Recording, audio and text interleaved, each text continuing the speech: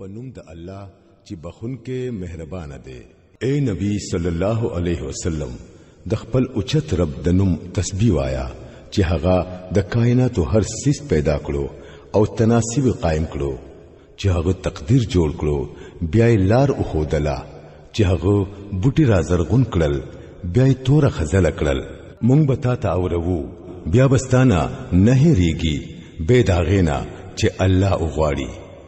هغه پخکاره هم عالم دی او سچي پټ دی په هغه هم. او مونږ ته د اساني طریقې اسانتیا درکو، نو ته نصيحت کوا که نصيحت فائدہ ورکوي. کم سړی چې یریږي هغه به نصيحت قبلوي او د دینه به ځان ساتي. هغه غټ بدبخت دی چې هغه به ورته زی، بیا به پکې نمرې او نه به ژوندون مومي.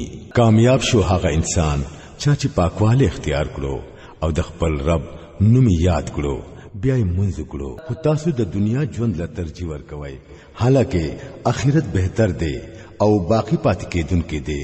هم دا خبره په هغه صحیفو کې شوی و کومې چې مخکې راغلي وي، د ابراهیم علیه السلام او د موسی علیه السلام په صحیفو کې.